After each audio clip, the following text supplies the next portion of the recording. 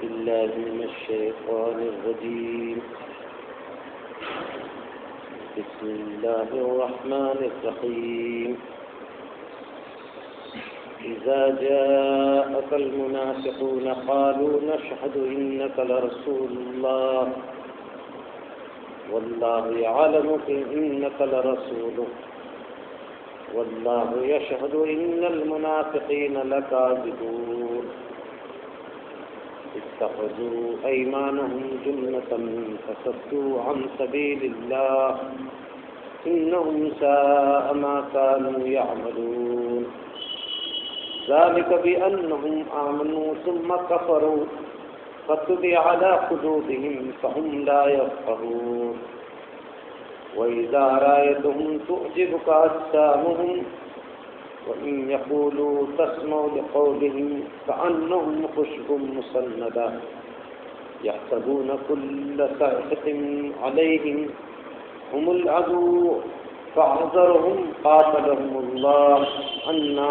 يؤفكون وإذا قيل لهم تعالوا يستغفر لكم رسول الله لووا رؤوسهم ورأيتهم يصدون وهم مستكبرون سواء عليهم أستغفرت لهم أم لم تستغفر لهم لن يغفر الله لهم إن الله لا يهدي القوم الفاسقين هم الذين يقولون لا تنفقوا على من عند رسول الله حتى ينفضوا ولله خزائن السماوات والأرض ولكن المنافقين لا يفقهون يقولون لئن رجعنا إلى المدينة ليخرجن الأعز منها الأذل ولله العزة ولرسوله وللمؤمنين ولكن المنافقين لا يعلمون صدق الله. محترم بزرگوں اور اسلامی بھائیوں، مجھے تسلسل کے اعتبار سے سورہ حدید کی آیات کرنی تھی، لیکن میں نے اسی وجہ سے اس خطبے کا اس وقت انتخاب کیا ہے۔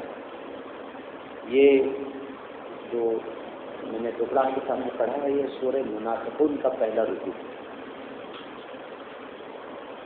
قرآن مجید میں منافقت کی جو بیماری ہے، اس کے بارے میں جگہ جگہ اللہ تعالیٰ نے بہت کھول کر کے لوگوں کو آگاہ کیا ہے، لوگوں کو تنبیہ کی ہے اور بتایا ہے کہ دیکھو اس بیماری کو اپنے قریب نہ آنے دو، اس کے قریب بھی نہ پھٹکنا، ورنہ جو کچھ بھی کیا کرایا ہے اس پر برباد ہے۔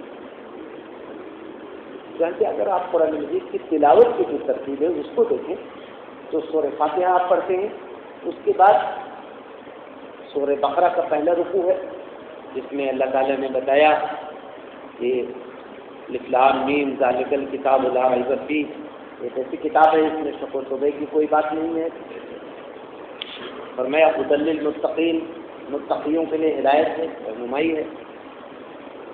پھر فرمایا کہ جو اللہ تعالیٰ نے آپ سے نازل کیا ہے وہ ایمان والے اس پہ ایمان رکھتے ہیں، غیب پہ ایمان رکھتے ہیں، اور جو پہلے نازل ہو گئی چیزیں ہیں ان پہ بھی ایمان رکھتے ہیں اور اللہ تعالیٰ کے راستے میں خرچ کرتے ہیں، آخرت پہ یقین رکھتے ہیں۔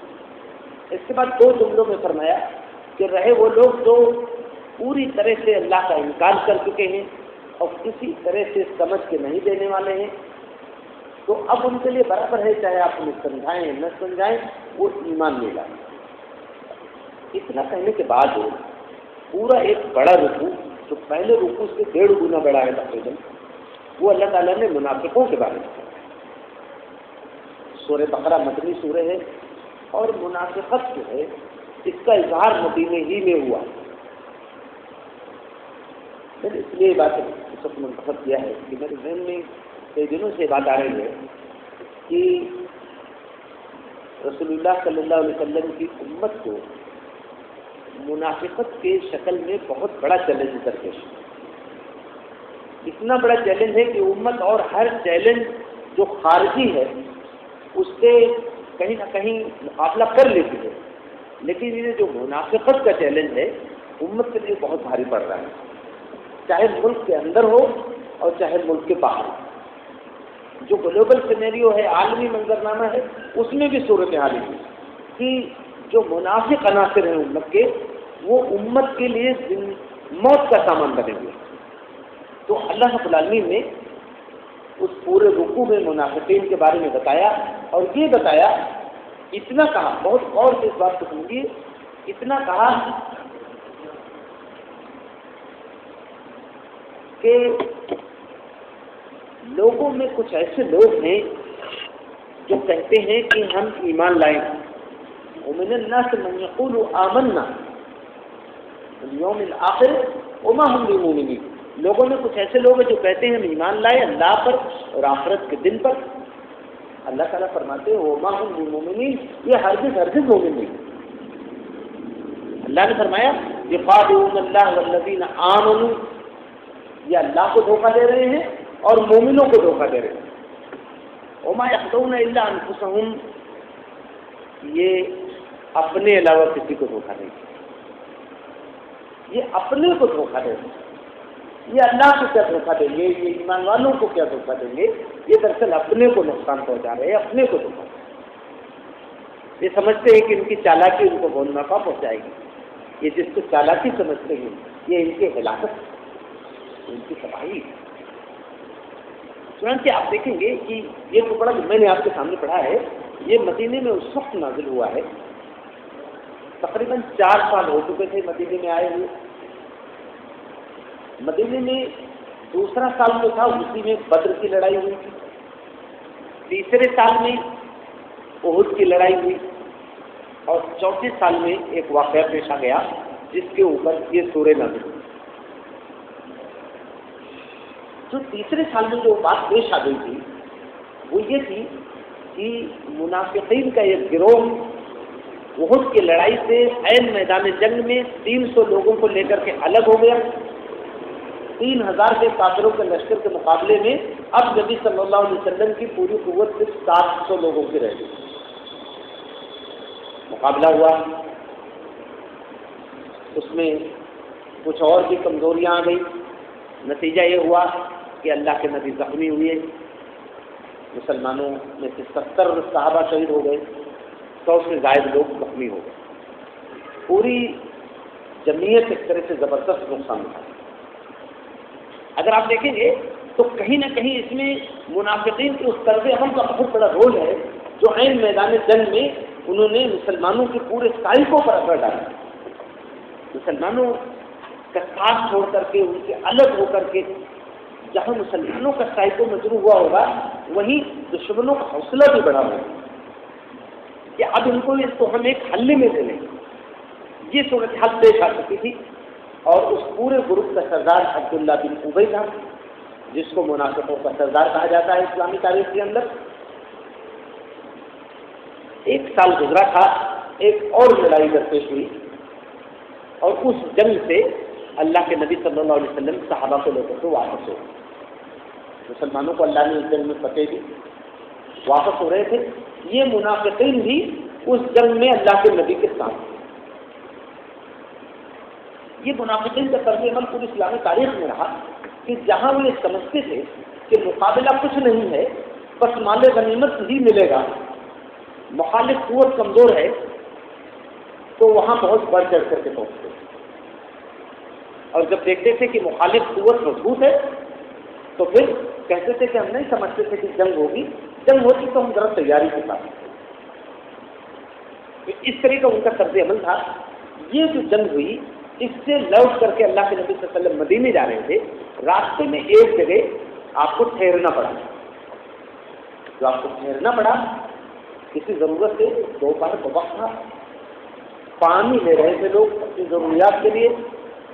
ایک انصاری صحابی اور ایک مہاجرین میں ایک صحابی جو حضرت عمر رضی اللہ عنہ کے خادم بھی تھے، ان میں پانی لینے کے معاملے میں جھگڑا ہوا. اور جو جھگڑا ہوا وہ اس انداز کا کہ جو حضرت عمر کے خادم تھے، جو مہاجر تھے، انہوں نے ان انصاری صحابی کو لاٹھ سے مار دیا. اس کو انہوں نے بہت ہی سیریسلی لیا اور اس کے بعد اپنے لوگوں کو پکارا. پھر عبداللہ بن ابی جو ساتھی میں تھا اس کو موقع مل گیا اور اس نے پورے مدینے کے لوگوں کو پکارا اور دوڑو اپنے بھائی کی مدد کے لیے. ادھر انہوں نے مہاجرین کو پکارا. اب جس کی دونوں حلقے کے لوگ آپس میں لڑ مر گئے. اللہ کے نبی صلی اللہ علیہ وسلم کو خبر کی گئی, آپ آرام فرما رہے تھے, بھاگے بھاگے آئے اور آپ نے لوگوں کو کہا جہالت کی بنیاد پر تم کیسے دوڑو, بات حق کی بنیاد پہ دوڑو.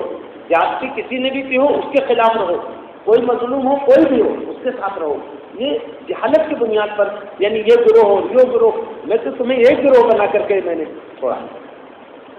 چنانچہ آپ صلی اللہ علیہ وسلم دور کیا, لوگوں کو منع فرمایا اور پھر آپ نے لوگوں کو چلنے کو حکم دے دیا اور بیچ میں ایک آدھ نماز کو آپ نے مؤخر کر دیا. چلتے رہے لوگ, چلتے رہے یہاں تک کہ تھک گئے. عام طور سے آپ اتنا لمبا نہیں چلاتے تھے لوگوں کو, لیکن چلاتے رہے تاکہ لوگوں کے ذہن سے اس واقعے کا اثر ختم ہو جائے. یہ ٹکڑا اسی موقع پر نازل ہوا ہے. جب بات ختم ہو گئی اور عبداللہ بن ابی نے دیکھا کہ اس کے دل میں جو بات کی, جو خواہش تھی کہ یہ لڑ پڑے مدینے کے لوگ, تو نہیں جب بات اس کو پوری ہوتی دکھی تو اس نے اپنے دل کا ابال اس طرح نکالا. اس نے کہا کہ یہ لوگ جو محمد صلی اللہ علیہ وسلم کے ساتھ جو لوگ آئے ہوئے مکے سے, یہ کنگال لوگ, ان کو تم نے اپنے یہاں بچایا, اپنے یہاں جگہ دی, پناہ دی, اور آج ان کی سرکشی اور ان کی شرارت دیکھو, یہ تمہارے اوپر ہاتھ اٹھا رہے ہیں, تمہیں پیر سے مار رہے ہیں. تو دراصل یہ تمہارا اپنا کیا کرا ہے, یہ تمہارے اپنے کارنامے ہیں جو یہ رنگ دکھا رہے ہیں. تم نے ان لوگوں کو گھاس نہ ڈالی ہوتی, انہیں پوچھا نہ ہوتا, ان پہ توجہ نہ کی ہوتی, آج بھی تم ان سے ہاتھ اٹھا لو تو یہ چلتے پھرتے نظر. اس طرح کی باتیں کی اس نے. اللہ کے نبی صلی اللہ علیہ وسلم کو ایک نوعمر صحابی بالکل لڑکے سے تھے, انہوں نے جا کے اطلاع دی, کہا عبداللہ بن ابی نے اس طرح سے لوگوں کو بھڑکایا ہے. اللہ کے نبی صلی اللہ علیہ وسلم نے بلا کے پوچھا تو اس نے کہا نہیں, میں نے ہر بھی بات نہیں کی, یہ لڑکا غلط کہہ رہا ہے. تو جو صحابہ تھے خاص طور سے مدینے کے لوگ, انہوں نے کہا رسول اللہ اس کی جان دے, لڑکے کی بات پہ کام نہ کرے, یہ دراصل اس کو بہت دکھ ہے. تو ان لوگوں نے بتایا کہ رسول اللہ آپ جب مدینے آنے کی تیاری کر رہے تھے, جب یہاں سے کچھ لوگ جا کر کے ایمان لا چکے تھے, اس وقت یہاں مدینے میں جو حالات تھے کہ ہم نے اوس اور خزرج قبیلے کے لوگ جو آپس میں لڑ رہے تھے, ہم نے متفقہ طور پر اس کو اپنا بادشاہ طے کر لیا تھا, اس کے لیے تاج وغیرہ بننے کو دے دیا تھا, اس کی تاج پوشی کی تیاری کر لی تھی. اسی بیچ میں اللہ نے ہمیں ایمان کی دولت دی, ہم آپ کو ایمان لے آئے, پھر آپ ہجرت کر کے یہاں تشریف لائے اور پھر آپ کی رہنمائی میں ہم نے ایک اسلامی معاشرہ تشکیل دیا. اس کو دراصل یہ قلق ہے کہ اس کا ملتا ہوا تاج چھن گیا. تو یہ دراصل اسی کا قلق ہے, اسی کا رنگ ہے, اس کو اسی کی وجہ سے اپنے دل میں خرافات پالے ہوئے ہے. تو جانے ہیں آپ دیکھیں, بہت اور سنیے گا اس بات کو, یعنی اللہ کے نبی صلی اللہ علیہ وسلم, اللہ کے رسول موجود ہے معاشرے کے اندر. کون سی چیز ہے ایک شخص کو تخت و تاج کی لالچ, معاشرے میں ایک مقام کی لالچ, ساری چیزیں بالکل واضح ہیں. اس کا اپنا سگا, اپنا بیٹا, اپنے نطفے کا بیٹا وہ ایمان لا چکا ہے, سچے دل سے ایمان لایا ہے, ان کا نام بھی عبداللہ ہے, لیکن اس شخص کا دل نہیں منور ہوتا. یہ بہت اہم بات ہے. یعنی مطلب اسلام کی حقانیت کے مقابلے میں اگر تخت و تاج اور معاشرتی مقام اور جو ہے عزت و جاہ, شہرت و جاہ, اگر اس کو اہمیت دی جائے گی, اسلام کی حقانیت پر اس کو ترجیح دی جائے گی, تو آدمی ایمان سے قریب ہونے کے بجائے منافقت میں جاتے رہے. یہ بہت اہم بات ہے. اسی لیے میں نے اس ٹکڑوں کو منتخب کیا ہے. اس وقت پوری قوت کے ساتھ مسلمانوں کے اندر یہ بیماری ڈالنے کی پوری کوشش کی جا رہی ہے, یہاں تک کہ ان لوگوں کو بھی, آپ کیا سمجھتے ہیں عبداللہ ابن ابی نماز نہیں پڑھتا تھا؟ نماز پڑھتا تھا, نماز عید میں رہتا تھا, جمعہ میں رہتا تھا. وقت آنے پر کبھی حضور پاک صلی اللہ علیہ وسلم اللہ کے راہ میں خرچ کرنے کا اعلان کرتے تھے تو خرچ بھی کر دیتا تھا, اور اس کے ساتھ اس کے پورے منڈلی کے لوگ خرچ کرتے تھے, لیکن دل میں ایمان, دل میں ایمان کو اہمیت نہیں تھی. دل میں تو اس کا قلب تھا کہ ان کے آنے سے میرا تاج چھن گیا, ان کے آنے سے میرا جو سماجی مقام تھا وہ چھن گیا, میری چوتراہٹ چھن گئی. اسی لیے وہ اللہ کے نبی صلی اللہ علیہ وسلم سے ایک حفظ اور حسد رکھتا ہے. اس کی کیفیات حدیث میں بیان نہیں ہے. یہاں قرآن مجید کے اندر ان آیات کے ذریعے اس کو بتایا گیا ہے کہ اس کی کیفیت کیا تھی. اللہ تعالیٰ نے فرمایا کہ جب منافقین آپ کے پاس آتے ہیں تو کہتے ہیں کہ ہم گواہی دیتے ہیں کہ آپ اللہ کے رسول ہیں. اذا جاءك المنافقون قالوا نشهد انك لرسول الله، ہم گواہی دیتے ہیں کہ آپ اللہ کے رسول ہیں. یہ منافقین آتے ہیں آپ کے پاس تو اس طرح کہتے ہیں واللہ یعلم انک لرسول، اللہ کو معلوم ہے کہ آپ اس کے رسول ہیں. کتنا گہرا تعریف ہے یہ، کتنا گہرا تذکرہ ہے. یہ آپ کہتے ہیں کہ ہم گواہی دیتے ہیں کہ آپ اللہ کے رسول ہیں. اللہ تعالیٰ فرماتا ہے واللہ یعلم انک لرسول، اللہ کو معلوم ہے کہ آپ اللہ کے رسول ہیں. واللہ یشہد ان المنافقین لکاذبون، اور اللہ گواہی دیتا ہے کہ یہ منافق جھوٹے ہیں. یہ منافق جھوٹے ہیں. کس بات سے جھوٹے ہیں؟ یہ بات کہنے میں جھوٹے ہیں کہ آپ اللہ کے رسول ہیں. جھوٹے ہیں بات کہنے میں. یہ بات اس دل سے نہیں مانتے ہیں، یہ بات اس زبان سے کہہ رہے ہیں صرف. اسی لیے آپ یہ سمجھ لیجیے کہ اسلام کے تعلق سے، ایمان کے تعلق سے جو مخالف لابی ہوتی ہے اس کے جو الگ الگ درجے ہیں. ایک درجہ وہ ہے جس کو آپ کفر کہتے ہیں، جو آدمی سیدھے سیدھے اللہ کا انکار کرتے ہیں، رسول کا انکار کرتے ہیں، قرآن مجید کا انکار کرتے ہیں، آخرت کا انکار کرتے ہیں، دین کے کسی بنیادی چیز کا انکار کرتے ہیں، وہ کافر ہیں. جو انکار کرے لیکن جو اقرار کرے لیکن ایمان کے ساتھ اقرار نہ ہو، اس کے بارے میں کہا گیا قرآن مجید کے اندر بھی اور احادیث مبارکہ کے اندر بھی کہ وہ کٹے کافر ہیں. کٹے کافر سخت ترین کفر میں مبتلا ہوئے. جو چنانچہ منافقین کے بارے میں قرآن مجید میں کہا ان المنافقین فی الدرک الاسفل، منافقین جہنم کے سب سے نچلے طبقے میں رہیں گے. یہ چیز ہے. اللہ تعالیٰ اس چیز کو اللہ تعالیٰ بالکل برداشت نہیں کر سکتے ہیں کہ اللہ، ایک بات ہے کہ آدمی اللہ کا انکار کر رہا ہے، لیکن یہ کہ ظاہر میں تو یہ کہا جائے ہم اللہ کے اور اللہ کے رسول پر ایمان رکھتے ہیں اور اندر سے بغض پورے شباب پر ہو، یہ اللہ تعالیٰ اس کی سخت سزا دینے والے ہیں. البتہ دنیا کے اندر اس کا جو نظام ہے، ایسے لوگوں کے ساتھ کیا برتاؤ کیا جائے گا، ایسے لوگوں پہ کیسے گرفت کی جائے گی، اس کا بھی خوبصورت ترین اور جامع ترین اسوا نبی صلی اللہ علیہ وسلم کی زندگی میں موجود ہے. دنیا کے اندر ان کے ساتھ کافروں جیسا معاملہ نہیں کیا جائے گا، صرف اس بات پر کہ وہ یہ کہتے ہیں کہ ہم آپ کو اللہ کا رسول ہیں. آپ سمجھ لیجیے کہ یہ بھی کتنی بڑی بات ہے اور یہ بھی کتنی عافیت کی بات ہے ان کے لیے. ان کو دنیا میں بھی سزا ملتی، لیکن رسول اللہ کو رسول اللہ کہہ دینا اس کی بھی اتنی قدر ہے دنیا کے اندر کہ ان کو بخش دیا. ان کو کہا گیا ابھی سزا نہیں ملے گی، یہاں کی سزا تو چھٹی ہے. چنانچہ اللہ تعالیٰ نے فرمایا یہاں کہ یہ جو منافقین کہتے ہیں، اس عبداللہ بن ابی کا کو حال یہ تھا کہ اللہ کے نبی صلی اللہ علیہ وسلم مسجد میں تشریف رکھتے، جمعہ کے خطاب کے لیے آپ کھڑے ہونے والے ہوتے، تب تک وہ آ کے کھڑا ہو جاتا. وہ کہتا بھائیو دیکھو یہ اللہ کے رسول ہیں، ان کا حکم مانو اور اس پہ عمل.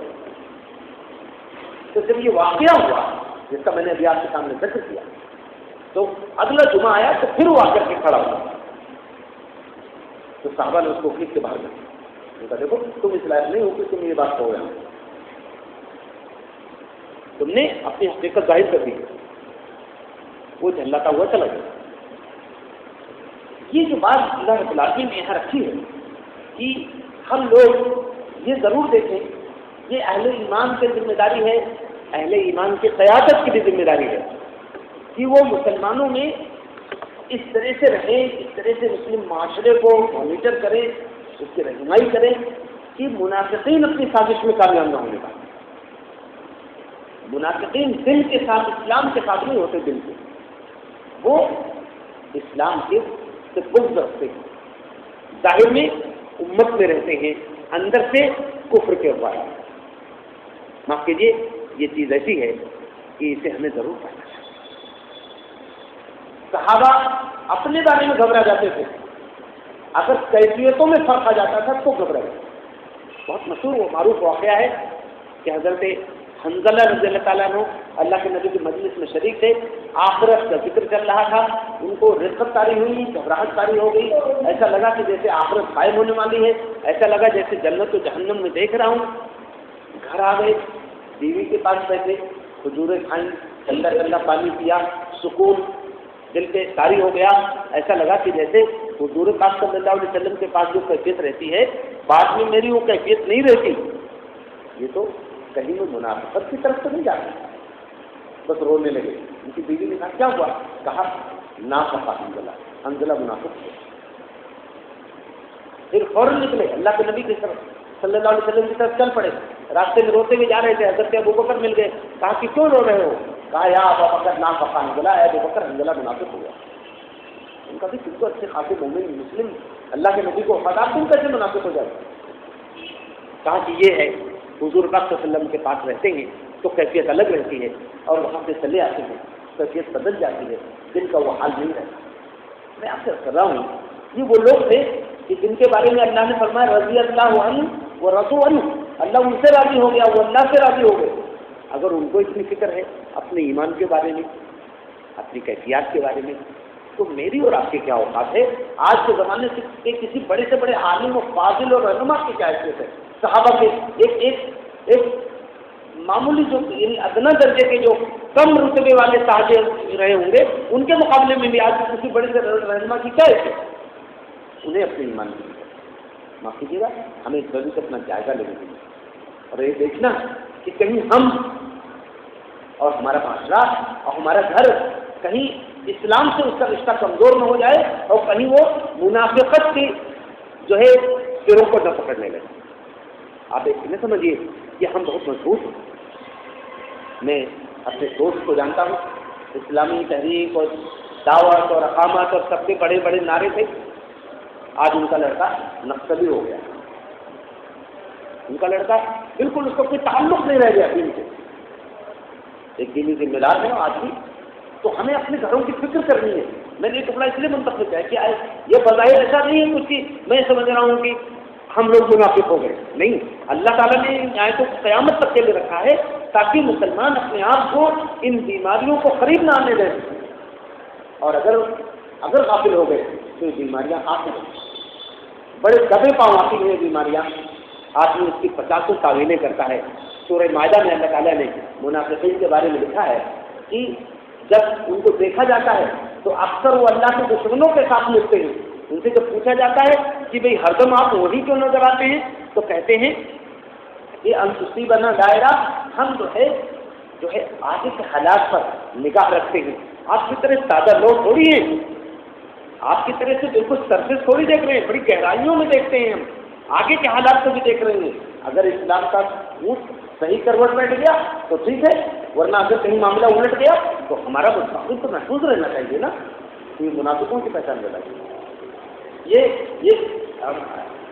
اگر آپ کہہ لیں تو آدمی کی مفاد پرستی اور ابن الوقتی یہ منافقت کی ابتدا ہے، پھر یہی چیز اس کو اسلام کے مخالفت میں بھی ڈالتی ہے، وہ اسلام کا مخالف ہو جاتا ہے، دین کا مخالف ہو جاتا ہے۔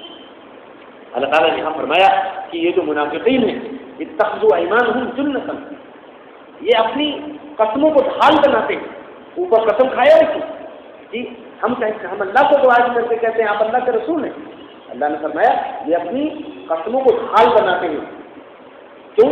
فصدوا عن سبیل اللہ، لوگوں کو اللہ کے راستے سے روکنے کے لیے۔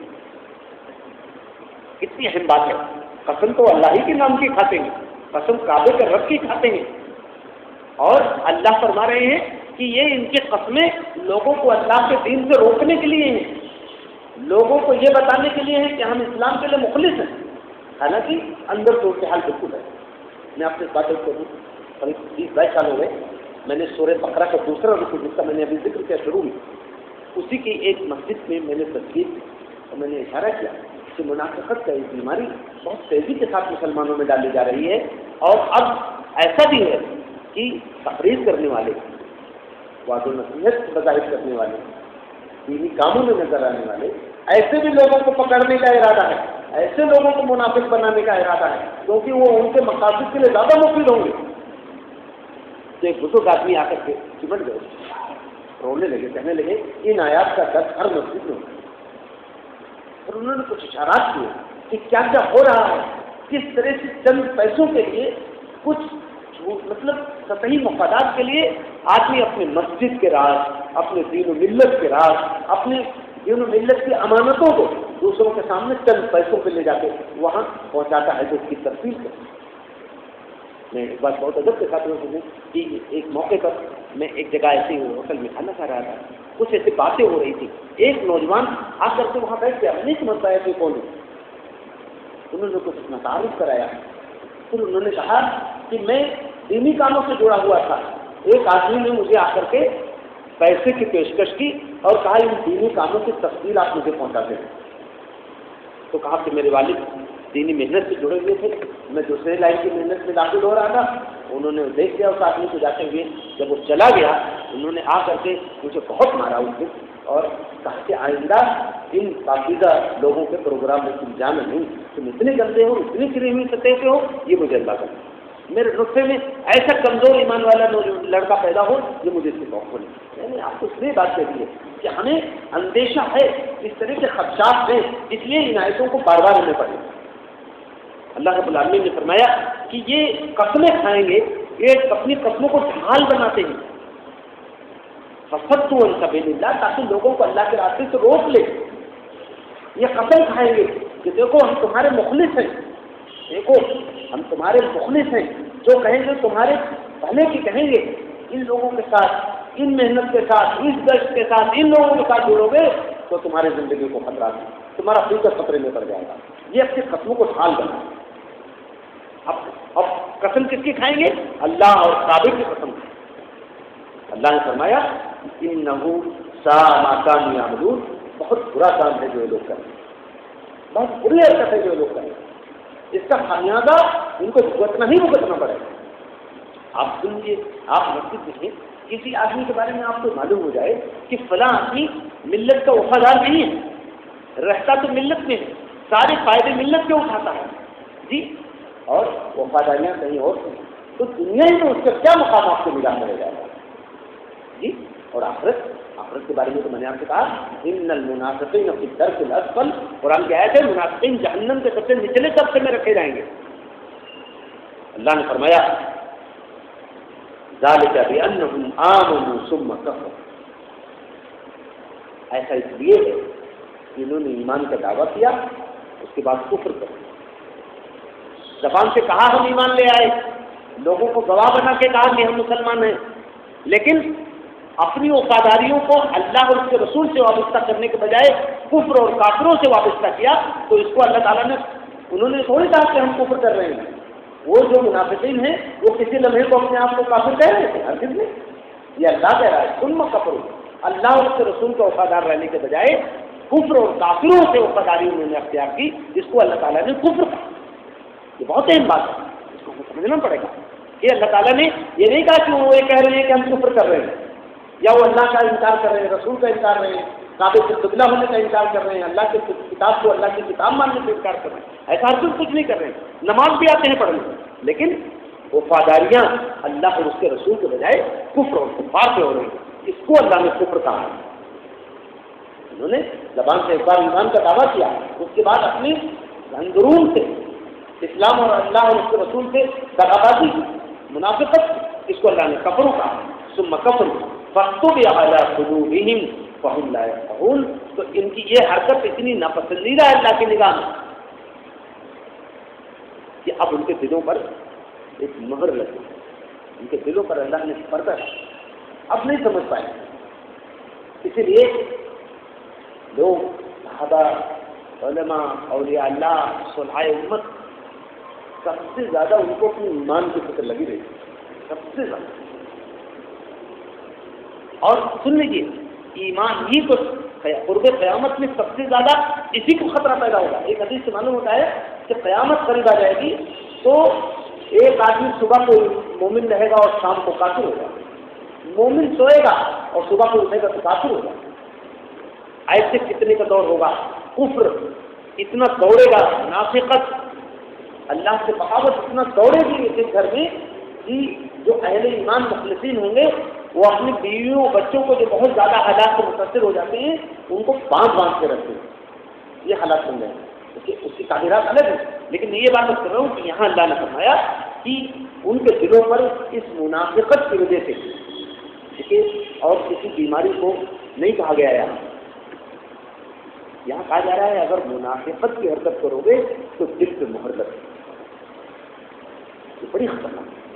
آدمی یہ جانتا ہوں کہ حق ہے، آدمی یہ جانتا ہوں کہ یہ اسلام ہے، اس سے وفاداری ہی اصل ہے، اس کے عمل میں کمزوری ہو، ذکر میں کمزوری ہو، عبادات کی کمزوری رہ جائے، لیکن وفادار اللہ ہو، اس کے رسول کا رہے، تو اس کے لیے کامیابی کی امید کی جائے، مغفرت اور شفاعت کی امید کی جا سکتی ہے. لیکن جب اللہ کو یہ معلوم ہو جائے، اور ظاہر ہے دنیا سے تو چھپا سکتا ہے، کیا اللہ سے بھی چھپا سکتا ہے؟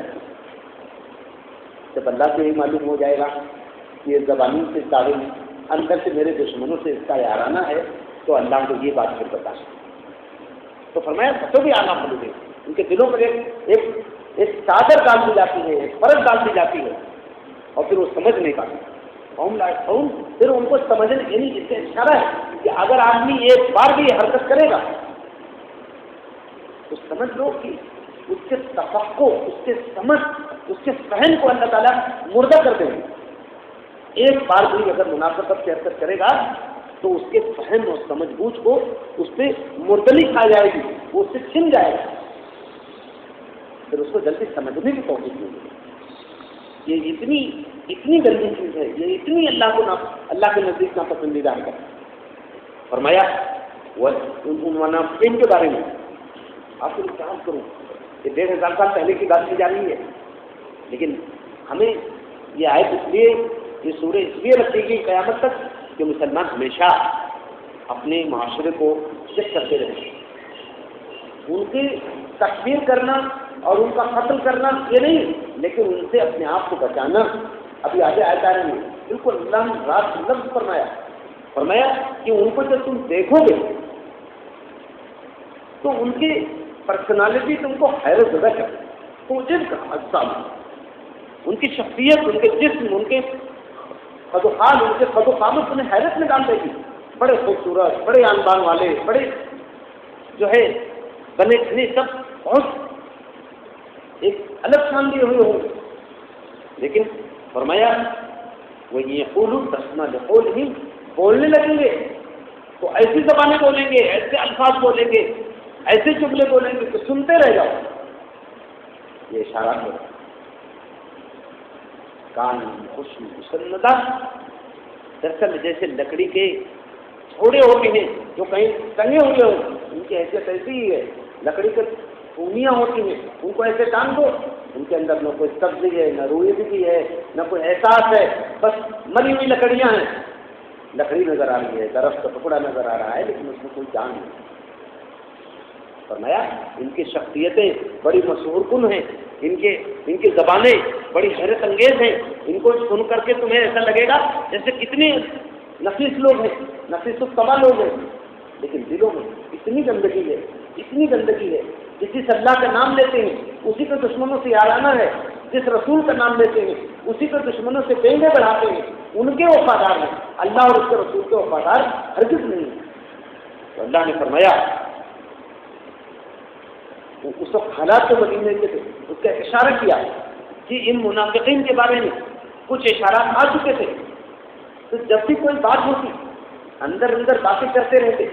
جب کبھی آتے اللہ کے نبی صلی اللہ علیہ وسلم کوئی آیت بیان کرتے ہوتے وہاں، لیکن پوچھتے کہ ابھی کیا کہہ رہے تھے، پھر طنز کرتے تم میں سے کس کا ایمان بڑھ گیا یہ سن کر. اب آپ اندازہ کر سکتے ہیں کہ بالکل ہی ان کو اللہ اور اس کے رسول سے کوئی تعلق نہیں تھا. ذرہ برابر اگر کہیں ایمان ہوگا تو کیا آدمی اللہ اور اس کے رسول کے قول کا مذاق اڑانے کی بشارت کر سکتا ہے؟ یہاں اللہ تعالیٰ نے فرمایا کہ ان کا حال یہ ہے کہ جب بھی مدینے میں کہیں شور ہوتا، کوئی ہنگامہ ہوتا، کوئی بات چیت تو چند لوگ کر رہے ہوتے تو ان کو ڈر لگتا کہ ہماری بات کھل تو نہیں گئی. یہ ان کا ایک اور تعارف کرایا جاتا ہے. یہ ہر بات کو، ہر مجمع کو، ہر آواز کو اپنے راز کے کھلنے کی بات سمجھتے ہیں. تو فرمایا یہاں کہ یحسبون کل صیحۃ علیہم، یہ ہر اٹھنے والی آواز کو، ہر شور کو بس اپنے بارے میں سمجھتے ہیں. آگے کا لفظ غور سے سنیے گا، ہم العدو، یہ تمہارے دشمن ہیں، یہ ہم العدو، یہ دشمن ہیں. فاحذرہم، ان سے اپنا بچاؤ کرو. ایک اہم بات ہے، معاف کیجیے، شاید پورا عالم اسلام اس وقت ہم جس کلچر سے ہیں، جن حالات سے، میں آپ کو کیا کروں کہ ہم کہاں کھڑے ہیں. انہیں سرگرمیوں سے، ان سرگرمیوں سے جو تھوڑا بہت واسطہ رہتا ہے اور اس میں شرکت کی جو تھوڑی توفیق مل جاتی ہے، ایسی ایسی چیزیں دیکھنے کو ملتی ہیں تو ان کی شخصیتیں کیا عجیب و غریب قرآن میں تعارف کرا ہے. ان کی شخصیتوں کو دیکھو گے تو دنگ رہ جاؤ گے. ان کی تقریریں اور ان کی زبانیں سنو گے، تحریریں پڑھو گے تو ان کی دانشوری کا پر اثر کرنے لگو گے. لیکن ہم لوگ وہ تمہارے دشمن. ملت کا مسئلہ ہے، باوجود مسجد کا مسئلہ چل رہا تھا، بورڈ کا ایک اجلاس چل رہا تھا، بورڈ ہی کا ایک ممبر باتیں ہو رہی ہے کہ اس سے چل کر کے ہم حکومت سے بات کریں گے، ہم کسی بھی قیمت پر اس سے کوئی جو ہے دخل نہیں اختیار کر سکتے ہیں. ابھی حکومت کو معلوم نہیں ہے. اسی کا ایک آدمی ٹوائلٹ میں جا کر کے، بیت الخلا میں جا کر کے فون کر رہا ہے، بتا رہے ہیں یہاں فیصلہ یہ ہوا ہے. پی ایم ہاؤس کو فون کر رہا ہے. ایک ہمارے دوسرے بزرگ، ایک بڑے عالم، تب تک ان کو استنجا کی ضرورت تھی، وہ اندر گئے، ادھر گئے تو اندر سے آواز آ رہی تھی. ان کو بھیا رہے تھے کہ آخر ٹوائلٹ میں کیسے بات کر رہا ہے. سننے لگے تو بات دوسری ہو رہی تھی. میں آپ سے کر رہا ہوں، اللہ نے کہا ہے ہم العدو، یہ تمہارے دشمن ہیں جو ملت کے رازوں کو دیکھتے ہیں، جو ملت کی وفاداری نہیں کرتے، کافروں اور ظالموں کے وفادار ہیں. ہم العدو، یہ تمہارے دشمن ہیں. فاحذرہم، ان سے اپنا بچاؤ کرو. یہ نہیں کہا ان کو قتل کرو. دیکھیے کیوں؟ اس لیے کہ اسلامی معاشرہ پھر دوسری تصویر بن جائے گی کہ یہ تو مسلمان رہنے والوں اور مسلمان نام رکھنے والوں اور نماز پڑھنے آنے والوں کو بھی شک کی بنیاد پر قتال کر رہے ہیں. اللہ کے نبی نے خود نہیں کیا. آگے آ رہی ہے بات، لیکن یہ ضرور بتایا فاحذرہم، ان سے اپنا بچاؤ، ان سے اپنا بچاؤ بہت ضروری ہے. یاد رکھیے یہ ذمہ داری ہر مسلمان کی کہ جو ملت کے راز ہیں اس کی حفاظت ہے، جو ملت کے جو اثر ہے اس کی حفاظت ہونی چاہیے، اور جو ملت کے راز ہے وہ بھی ملت کا اثر ہے، وہ بھی ملت کی چیز ہے. بہت قیمتی بات ہے، راز کی حفاظت کی جانی چاہیے. یہاں فرمایا اللہ تعالیٰ نے ہم العدو فاحذرہم، یہ تمہارے دشمن ہیں، ان سے اپنا بچاؤ کرو. قاتلہم اللہ انا یؤفکون، اللہ ان کو برباد کر دے. یہ کہاں سے پھرائے جا رہے ہیں؟ یہ ہے اللہ انہیں غارت کرے. قاتلہم اللہ، اللہ انہیں غارت کرے. کہاں سے پھرائے جا رہے ہیں؟ وہ اشارہ ہو رہا ہے یہ شیطان کے ذریعے پھرائے جا رہے ہیں. شیطان بھی تمہارا انہ لکم عدو مبین، وہ تمہارا کھلا ہوا دشمن ہے. وہی جو کھلا ہوا دشمن ہے وہی ان کو پھیلا رہا ہے. تو اسی کا اشارہ یہ ہے کہ کہاں سے پھرائے جا رہے ہیں. اور شیاطین ان جو انسانوں میں جو شیاطین کا گروہ ہوتا ہے وہ ان کو پھرا رہا ہے. اور خود جیسا کہ اشارہ آپ کو ابھی میں نے کیا کہ یہ خود بہت بڑے شیطان ہیں. کہاں ماننا یہ سکون کہاں تک، کہاں سے پھرائے جا رہے ہیں، کہاں سے مانیٹر کیے جا رہے ہیں، کون ان کو رہنمائی کر رہا ہے. یہ بہت اللہ نے فرمایا کہ یہ تمہارے دشمن ہیں، ان سے اپنا بچاؤ کرو.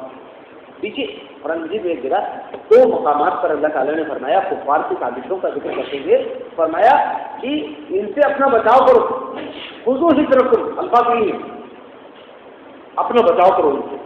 تو وہاں مفسرین نے لکھا ہے وہاں پورا بچاؤ مراد ہے، اپنا ایمان، اپنا عقیدہ، اپنی تہذیب، اپنے مال، اپنی آبرو اور اپنی سیاست اور اپنی حکومت، یہ سب کا بچاؤ کرنا ہے ان ظالموں سے. اور یہاں تو سیدھے سیدھے جو بات کہی جا رہی ہے کہ یہ چونکہ منافق ہیں تمہارے معاشرے میں رہتے ہیں، اس لیے ان سے، ان کی بیماریوں سے اپنا بچاؤ کرو اور اپنے رازوں کو ان سے بچاؤ، اپنے رازوں کو ان سے بچاؤ. امت کے جو راز ہیں، امت کی جو اہم باتیں ہیں ان کا بچاؤ ہونا. بات لوگ کہہ سکتے ہیں کہ بھائی اگر آج کے معاملے حالات میں بات کی جائے تو لوگ کہیں گے بھائی کچھ سیاسی بات ہونے لگی. جی اگر یہ سیاست ہے تو سیاست یہاں قرآن مجید کے اندر ہے کہ جو اللہ اور اس کے رسول کے وفادار نہیں ہیں ان سے آپ اپنے رازوں کی حفاظت کیجیے. ان سے اپنے اپنے آپ کا اپنا بچاؤ کرو، اپنا دفاع کرو۔ اللہ نے واضح فرمایا کہ جب ان سے کہا جاتا ہے، عجیب بات ہے، وَإِذَا قِيلَ لَهُمْ تَعَالَوْا يَسْتَغْفِرْ لَكُمْ رَسُولُ اللَّهِ لَوْا رُوسُهُمْ، جب ان سے کہا جاتا ہے کہ آؤ، یہ بات غلط تھی تو تم حرکتیں کر رہے تھے، آؤ استغفار کرو، آؤ اللہ کے نبی کے پاس توبہ کر لو، نبی کے پاس آؤ تاکہ نبی تمہارے لیے اللہ سے تمہارے مغفرت کے لیے دعا کر دے۔ لو رؤوسہم، یہ اپنا سر پھیر لیتے ہیں، یہ اس کی طرف اشارہ بھی ہے کہ جب عبداللہ بن ابی کو صحابہ نے کہا کہ نہیں اب تم یہ بات نہیں کہہ سکتے ہو، اب تم اپنا مقام چھوڑ چکے ہو کہنے کا، اب تمہیں کوئی حق نہیں پہنچتا ہے، تو وہ پوچھتا پھانستا مسجد سے نکل گیا، لوگوں نے اس کو پکڑا، اس نے کہا کیا حرکت کر رہے ہو، اللہ کے رسول ہیں، جمعہ کا مجمع ہے، تم ایسے میں پوچھتے پھانستے نکل رہے ہو، کیا حاصل ہوگا؟ انہوں نے کہا تم لوگوں نے کہا کہ ان کو رسول مان دو، انہوں نے مان لیا، ان کے پیچھے نماز پڑھ رہے ہیں، اب تم کہہ رہے ہو کہ میں ان کے آگے جھک جاؤں، نہیں جھک سکتا۔ تو یہی وہ لوگ اپنا سر پھیر لیتے ہیں۔ اللہ نے فرمایا وَرَأَيْتَهُمْ يَصُدُّونَ وَهُمْ مُسْتَكْبِرُونَ، یہ اللہ کے راستے سے روکتے ہیں لوگوں کو، اور وہ مستکبرون اور استکبار کرتے ہیں، یہ کبر کرتے ہیں، تکبر کرتے ہیں۔ دیکھیے رسول اللہ صلی اللہ علیہ وسلم پر ایمان آدمی کو انکسار دیتا ہے، آدمی کفر کے مقابلے میں تو ٹائٹ ہو سکتا ہے، لیکن ایمان اور ایمان والوں کے مقابلے میں ٹائٹ نہیں ہو سکتا ہے۔ ایمان والوں کی پہچان بتائی گئی کہ وہ اشداء علی الکفار اور رحماء بینہم ہیں، کفار کے سخت ہیں اور آپس میں رحم دل ہیں۔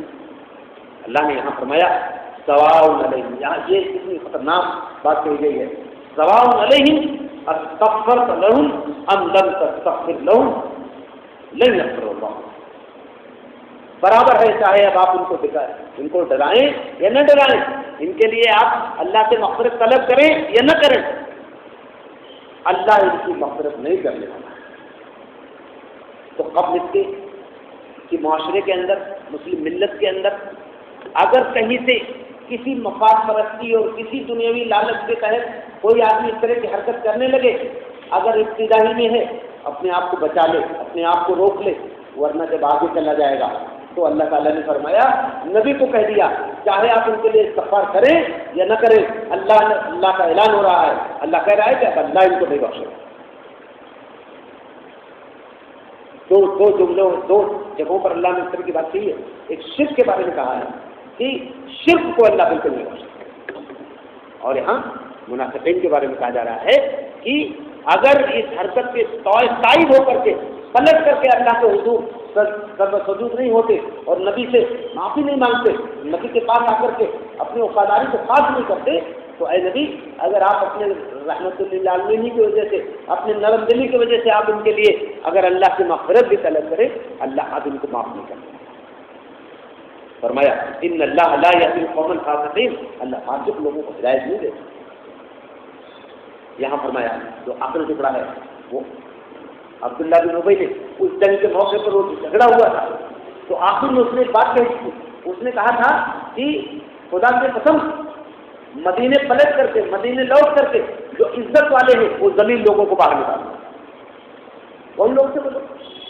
اللہ کے رسول، مہاجرین، حضرت ابو بکر، حضرت عمر، حضرت یہ سب لوگ تھے، عبد الرحمن ابن عوف، سب لوگ جو اسلام کے اساتین ہیں تاریخ کے۔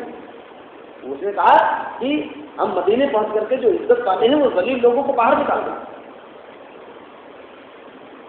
کہا هم الذين يقولون لا تنفقوا على من عند رسول الله حتى ينفضوا، یہ کہتے ہیں کہ جو لوگ رسول کے پاس ارد گرد ہیں ان پہ کچھ مت خرچ کرو، ان پہ خرچ مت کرو، حتى ينفضوا، یہاں تک کہ منتشر ہو جائیں، یہاں تک کہ بکھر جائیں ادھر ادھر، چلتے ہوئے نظر آئے۔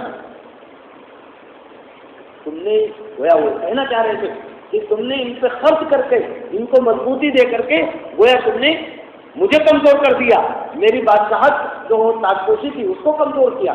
اب یہ نہیں کہہ رہا تھا، یہ کہہ رہا تھا کہ تم نے اپنے آپ کو کمزور کر دیا. تم نے ان کو پرورش کر کے، ان کو پال کے، سہارا دے کر کے تم نے گویا ان کو مضبوطی دی. آج یہ تمہارے اوپر ہاتھ اٹھا رہے ہیں تو ان پہ بس خرچ کرو. یہاں تک کہ یہ چلتے پھرتے نظر آئے تو اس میں تبصرہ اللہ کا ہے، وَلِلَّهِ خَزَائِنُ السَّمَاوَاتِ وَالْأَرْضِ وَلَٰكِنَّ الْمُنَافِقِينَ لَا يَفْقَهُونَ. زمین اور آسمان کے خزانے اللہ کے پاس ہیں، لیکن منافقوں کو یہ نہیں معلوم، ان کو یہ سمجھ نہیں ہے.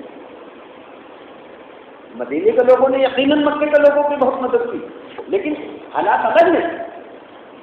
اللہ تعالیٰ نے حضرت عبد الرحمن ابن عوف کے بارے میں آتا ہے، اللہ کے نبی کے رشتے دار بھی ہیں، مکے سے آئے تھے. ایک صحابی کو ان کا بھائی بنا دیا مدینے کے صحابی کو. انہوں نے کہا بھائی میرے پاس 2 مکان ہیں، ایک آپ پسند کر لو، لے لو. میرے پاس 2 باغ ہیں، دونوں میں سے جو آپ پسند کر لو. انہوں نے کہا بھائی دیکھو ہم تو کام کاجی لوگ ہیں، محنت کش لوگ ہیں، ہمیں تو آپ ایسا کرو کہ ایک کلہاڑی دے دو. انہوں نے کلہاڑی لا کے دے دی.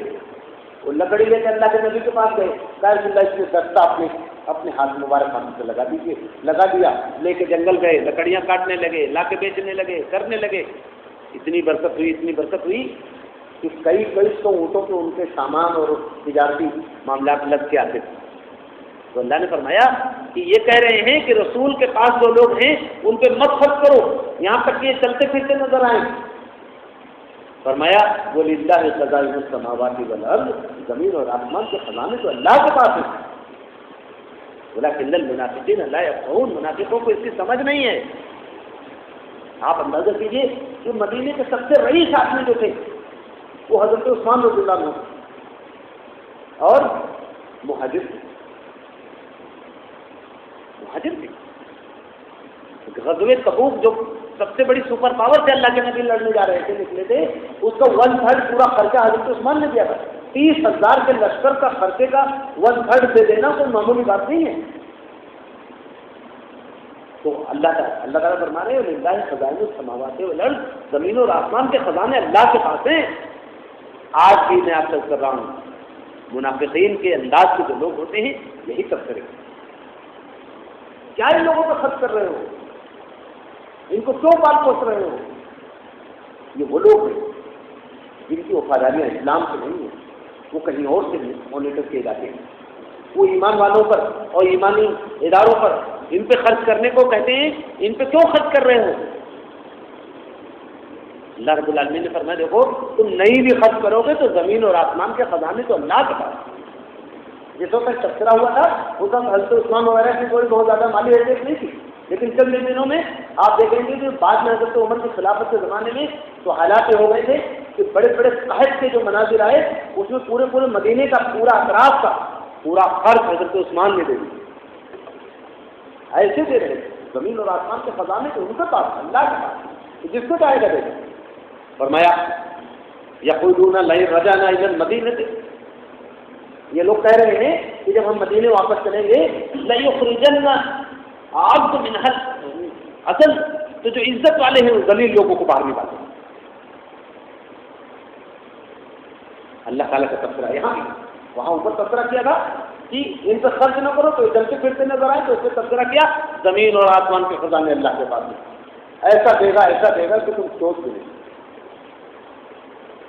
اور جب یہ تذکرہ ہوا کہ عزت والے ذلیل لوگوں کو باہر نکال دیں گے، ایمان والوں کو، رسول اور ان کے رفقا کو ذلیل کہا، تو اللہ تعالیٰ نے اس پہ تبصرہ کیا وَلِلَّهِ الْعِزَّةُ وَلِرَسُولِهِ وَلِلْمُؤْمِنِينَ، عزت تو اللہ کے لیے ہے، رسول کے لیے ہے، اور جو اللہ اور اس کے رسول پر ایمان لائے ہیں ان کے لیے ہے. وَلَٰكِنَّ الْمُنَافِقِينَ لَا يَعْلَمُونَ، منافقین نہیں جانتے، کچھ نہیں جانتے عزت کیا ہے اور کس کے لیے ہے، اس کو بالکل نہیں سمجھتے. تو چنانچہ حالات تھے کہ جب عبداللہ بن ابی جو منافقوں کا سردار تھا وہ مدینے پہنچا تو عبداللہ بن ابی کے بیٹے، عبداللہ نام تھا ان کا، بہت مخلص مسلمان تھے، نوجوان آدمی تھے، تلوار لے کر کے مدینے میں جو پہاڑیوں کے گیٹ بنے ہوئے تھے جس طرح سے مدینے میں داخل ہوتے تھے ادھر وہ کھڑے ہو گئے. جیسے وہ پہنچا انہوں نے کہا کہ تو نہیں داخل ہو سکتا ہے مدینے کے اندر. تو نے کہا تھا نا کہ جو عزت والے ہیں ذلیل لوگوں کو باہر نکال لیں گے. خدا کی قسم اللہ اللہ کے رسول عزت والے ہیں، ان کے ساتھ ایمان والے عزت والے ہیں، تو ذلیل ہے، میں تجھے داخل نہیں ہونے دوں گا اس حکم دینے کے اندر۔ چلانے لگا، لوگوں دیکھو میرا بیٹا میرے سے باغی ہو گیا ہے، مجھے اپنے گھر میں نہیں داخل ہونے دے رہا ہے۔ انہوں نے کہا میں تجھے داخل نہیں ہونے دوں گا، یہاں تک کہ اللہ کے نبی صلی اللہ علیہ وسلم نے فرمایا عبداللہ سے کہہ دو کو اپنے باپ کو آنے۔ جب وہ حادثہ ہوا تھا اس وقت حضرت عمر رضی اللہ عنہ نے کہا تھا، جب اس نے کہا تھا کہ ان لوگوں پر تم کیوں خرچ کر رہے ہو، دیکھو یہ آج تمہارے پالے ہوئے لوگ تم پر ہاتھ اٹھا رہے ہیں، اس طرح سے جب اشتعال پھیلایا تو حضرت عمر رضی اللہ عنہ نے کہا کہ اللہ کے رسول مجھے اجازت دے اس کی میں گردن ماروں۔ آپ نے فرمایا میں ایسی کوئی بات نہیں پیدا کرنا چاہتا جس سے لوگوں کو یہ کہنے کا موقع ملے کہ محمد اپنے ساتھیوں کو قتل۔ عبداللہ بن ابی کو قتل نہیں کیا گیا، یہ بات سمجھ لیجیے، یہی بات ہے، لیکن یہ حکم دیا گیا فاعذرہم، ان سے اپنا بچاؤ کرو۔ گویا جو سماجی اسٹرکچر ہے مسلمانوں کا، اسلامی معاشرہ جو ہے اس کو اتنا صرف کیا گیا، اتنا صرف کیا گیا، لیکن اس کو چوکنا اور الرٹ رہنے کی تعلیم دی گئی۔ ضرب تو اتنا ہے کہ معلوم ہے کہ یہ اسلام کا وفادار نہیں ہے، معلوم ہے بالکل، لیکن رسول اللہ صلی اللہ علیہ وسلم نے اس کو قتل کرنے کا حکم نہیں دیا، اور قتل کرنے کا حکم نہیں دیا اس کو عجیب و غریب بات ہے۔ آپ صلی اللہ علیہ وسلم نے تو اس کے صحیح جو باتیں کی وہ پوری انسانی تاریخ میں کہیں ملتی ہی نہیں۔ اس کا انتقال ہو گیا، اس کے بیٹے آئے، ظاہر بیٹے تھے، سب کچھ جانتے تھے، لیکن سوچتے تھے کہ اللہ تعالیٰ اس سے کوئی رحم فرما دے۔ میرے والد کا انتقال ہو گیا، میں چاہتا ہوں آپ ان کی نماز جنازہ پڑھیں۔ آپ نے فرمایا چلو تیاری کرو میں آپ۔ انہوں نے کہا یا رسول اللہ میں چاہتا ہوں یہ جو آپ لباس پہنے ہیں، عبا پہنے ہیں، یہ آپ ان کے کفن کے لیے دے دیں۔ آپ نے فوراً کہا جب اس نے کہا کہ نماز جنازہ آپ پڑھیں، آپ نے فرمایا چلو تیاری کرو میں آ رہا ہوں، تو وہ چلے گئے۔ حضرت عمر رضی اللہ عنہ نے کہا یا رسول اللہ، اللہ تعالیٰ نے فرمایا ہے کہ اے نبی آپ ان کے لیے مغفرت کی دعا 70 بار بھی مغفرت کی دعا کریں گے تو ہم اس کو نہیں قبول کریں گے۔ اللہ کے نبی کا جواب ہے، آپ نے فرمایا عمر آج میں عبداللہ بن ابی کے لیے 70 بار سے زیادہ دعا کروں، لیکن فوراً ابھی کھڑے ہی تھے حضور پاک صلی اللہ علیہ وسلم، فوراً ان سے جبرائیل علیہ السلام آئے اور کہا گیا کہ آپ اس کے جنازے سے قریب نہیں جائیں۔ یہ بات کہاں دیکھیے یہ اسلام کا انتظار ہے، یہ اس کا بیلنس، اس کا مزاج ہے کہ خطرات سے آگاہ بھی کیا جا رہا ہے، اس کے قریب نہ جانے کی تلقین بھی کی جا رہی ہے، ان سے بچاؤ کے لیے باقاعدہ حکم دیا جا رہا ہے۔ لیکن اگر اللہ کے نبی اس وقت چاہتے تو فوراً سر قلم کروا دیتے، ان کا بیٹا ہی ان کو سر قلم کر دیتا، لیکن تاریخ میں بہرحال اس بات آتی کہ محمد صلی اللہ علیہ وسلم نے ایک باپ کو اس کے بیٹے کے ذریعے قتل کرا۔ تاریخ میں ایسی باتیں موجود ہیں، جنگ ہو رہی تھی، تو وہ مزاج نے جرار نے اپنے والد کو قتل کر دیا تجربے بدل، لیکن یہاں جو سزا بنی ہوئی تھی جو ایک وہ ان کے والد تو کافر تھے، یہاں اس کا والد ان کے والد تو اپنے آپ کو مسلمان کہتے تھے، حالانکہ کفر میں تو جرار سے بھی آگے، ابو عبیدہ کے والد سے بھی آگے، لیکن اسلام نے یہ مزاج بنایا مسلم معاشرے کو جتنا ضرب ہونا چاہیے اتنا الرٹ ہونا چاہیے، اس میں افسری نہیں ہونی چاہیے کسی افسری سے۔ فرمایا کہ وَلَٰكِنَّ الْمُنَافِقِينَ لَا يَعْلَمُونَ، منافقین کا اس بات کا علم نہیں رکھتے کہ عزت تو اللہ اور اس کے رسول اور مومنین کے۔ میرے بھائیوں میرے دوستوں، میں نے سورہ بقرہ کے حوالے سے بھی جو بات رکھی ہے اور اس جو ٹکڑا میں نے آپ کے سامنے پڑھا ہے، قیامت تک کے لیے یہ ٹکڑا رہے گا مسلمانوں کے پاس، اس سے یہ اشارہ کرنے کے لیے، رہنمائی کرنے کے لیے کہ ایمان والوں اپنے اندر منافقت کو نہ پنپنے دیں، منافقت کو درنانے دینا۔ منافقت رہے گی تو رسول کی جیسی پاکیزہ قیادت ہے وہاں نقصان ہو جائے گا، تو منافقت کو کم منیمائز کرنا یہ بہت ضروری ہے۔ اسی لیے منافقت کے مقابلے میں کیا چیز ہے؟ اخلاص۔ ہمیں اپنے اندر اخلاص پیدا کرنا چاہیے، اللہ اور اس کے رسول کا وفادار رہنا چاہیے، دین کا وفادار رہنا چاہیے، یہی چیز مطلوب ہے۔ اللہ تعالیٰ سے میری دعا ہے کہ اللہ تعالیٰ ہم سب کو اس کو سمجھنے کی بھی اور اس کو اپنی زندگی میں اختیار کرنے کی توفیق عطا فرمائے۔ اور منافقت جو اس وقت عالم اسلام کو طرح طرح سے نقصان پہنچا رہی ہے، امت بہرحال خطرے سے اس وقت دوچار ہے، یہ صورتحال بنی ہوئی ہے کہ پلتے ہیں لوگ امت کے گود میں، پنپتے ہیں یہاں، پروان چڑھتے ہیں یہاں، اور وفاداریاں کفر سے ہوتی ہیں۔ ایسی صورتحال، خطرناک صورتحال سے اللہ تعالیٰ امت کے ہر فرد کو محفوظ رکھے اور ہمیں کفر کے مقابلے میں سیسا پلائے گی دیوار۔ اللہم صلی علی محمد وعلی آل محمد كما صليت على إبراهيم وعلى آل إبراهيم إنك حميد مجيد. اللهم بارك على محمد وعلى آل محمد كما باركت على إبراهيم وعلى آل إبراهيم إنك حميد مجيد. ربنا ظلمنا أنفسنا وإن لم تغفر لنا وترحمنا لنكونن من الخاسرين. ربنا لا تزغ قلوبنا بعد إذ هديتنا وهب لنا من لدنك رحمة إنك أنت الوهاب. پروردگار ہمارے گناہوں کو معاف فرما دے. اے اللہ ہماری خطاؤں سے درگزر فرما. اے اللہ ہم سب لوگوں کو گناہوں سے غلطیوں سے سچی توبہ کی توفیق عطا فرما. اے اللہ اپنی طرف لپکنے اور آنے کی توفیق عطا فرما. اے اللہ اس وقت جو طوفان برپا ہے، جو کفر اور ظالموں کا سیلاب اندر آ رہا ہے، اے اللہ اس میں ہمیں حق سے جمنے کی توفیق عطا فرما دے. اے اللہ ہماری نئی نسلوں کی حفاظت فرما دے. اے اللہ جو ظالم اور کافر ہیں، اللہ ان کی سازشوں کو ناکام فرما دے.